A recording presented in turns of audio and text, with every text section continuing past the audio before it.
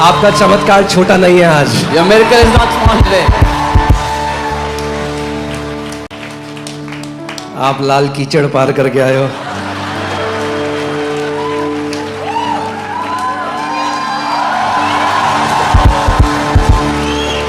आमीन। और प्रभु बहुत ब्लेस करे आपके विश्वास के लिए। And may the Lord bless you for your faith mightily. आमीन। अब वचन में कुछ और बोलूंगा, बट जो आ रहा है मैं थोड़ा उसको बोल देता हूं।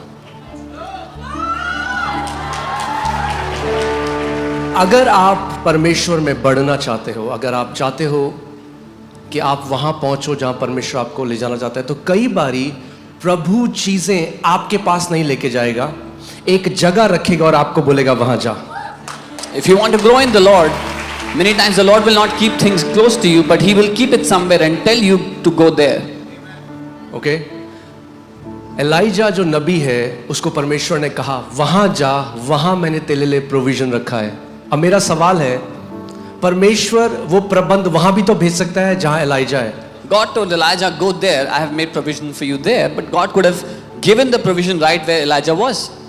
इससे पहले परमेश्वर इब्राहिम को ब्लेस करे, परमेश्वर ने कहा अपने पिता का घर छोड़ और उस भूमि में जा जो मैं तुझे भेज रहा हूं, जहां पे जो मैं दिखाऊंगा। Before God could bless Abraham, God said, leave your father's house and go to the land that I will show you.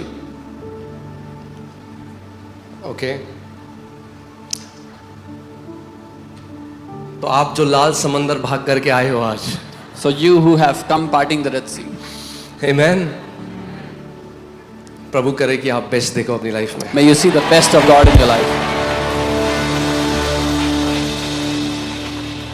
Okay आज मैं चाहता हूं अभी 3 लोगों के पास जाओ जिनको आप नहीं जानते और उनको बोलो आज मेरा दिन है, या आज आपका दिन है। मेरा भी दिन है और आपका भी दिन है। Go to 3 people you do not know and tell them today is my day and today is your day.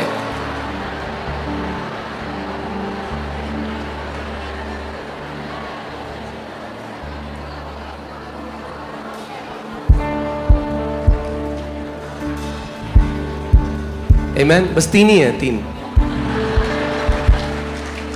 Meeting के बाद मिल लेना सबसे। अब बैठ Meet सकते people हैं, after the meeting.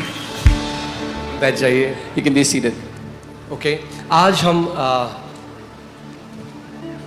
सीखने वाले हैं विश्वास के पिता के बारे में। Today we are going to learn about the father of faith. Okay और आप जानते हैं वो कौन है बाइबल से? इब्राहिम।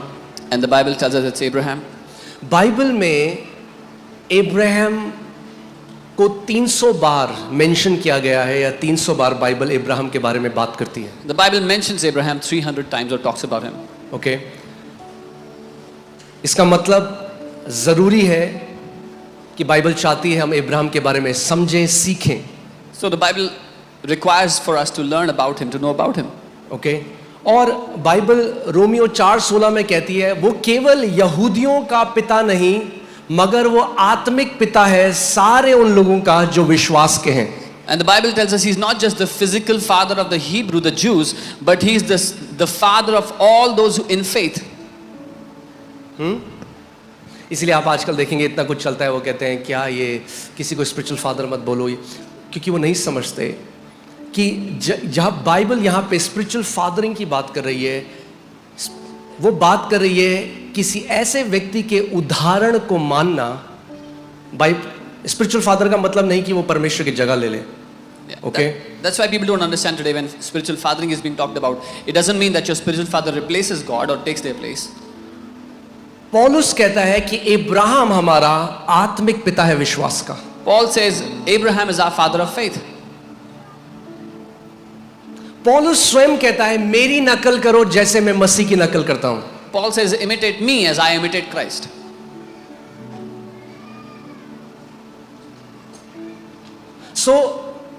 अब ये दूसरा टॉपिक है, कभी और मैं आपको बताऊंगा, मगर स्पिरिचुअल फादरिंग सिंपल सी बात ये है कि वो लोग जिनका उदाहरण मानकर आप मसीह के डील डॉल में बढ़ सको, दैट इज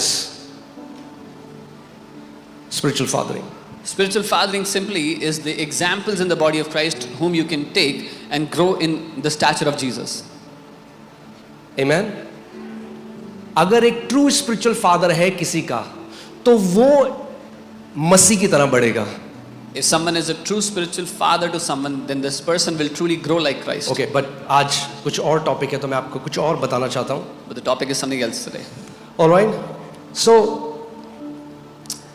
सबसे पहले चलते हैं Yashaya Isaiah 51. I will read verses 1 and 2. और आइए हम सब खड़े हो जाते हैं एक बार. Let's stand for the reading of the scripture. Okay, listen to me you who follow after righteousness. हे धार्मिकता पर चलने वालों, लिसन टू मी. कान लगाकर मेरी सुनो. You who seek the Lord, look to the rock from which you were hewn. हे यहोवा के ढूंढने वालों, जिस चट्टान में से तुम खोदे गए उस पर ध्यान करो. And to the hole of the pit from which you were dug. और जिस खदान में से तुम निकाले गए. Okay, ये परमेश्वर कह रहा है. Look to Abraham, your father. अंग्रेजी में लिखा अपने पिता अब्राहम को देखो. हिंदी में क्या लिखा है? अपने मूल पुरुष. Okay. Look to Abraham, your father, and to Sarah who bore you. अपने पिता अब्राहम को देखो और अपनी माता सारा पर ध्यान करो. Okay.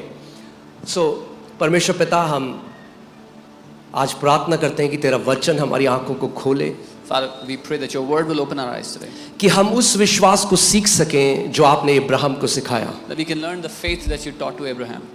और हम उनके उदाहरण के पीछे चल सकें And that we can follow after his और example एक जयवंत मसीह जीवन जी सकें. and live a victorious Christian life. प्रभु यीशु मसीह के नाम में In Jesus' name. आमेन. आप सब बैठ सकते हैं. You can be seated. Okay, so बार बार पौलुस अपनी पत्रियों में इब्राहिम को एक पिता की तरह बताते हैं. So again and again, Paul refers to Abraham as a father in his मेरे letters. पास वो समय नहीं है, बहुत लंबी टीचिंग होगी, पर मैं आपको जल्दी से वर्सेस दे रहा हूँ. If you want to write it down, Romans 4:11, रोमी 4:11, रोमन्स 4:12, 12, रोमन्स 4:16, रोमी 4:16, गलेशियंस 3:7, गलातियों 3:7, गलेशियंस 3:9, 3:9, गलेशियंस 3:29. गलातियों 3:29. इन सब आयतों में पौलुस बताता है कि इब्राहिम हमारे विश्वास का पिता है. In all these verses, Paul writes, Abraham is our father of faith. That means if you want to learn true faith, you look at Abraham. इसका मतलब अगर आप सच्चा विश्वास सीखना चाहते हो तो अब्राहम की ओर देखो. Okay, are you guys with me? मेरे साथ हो.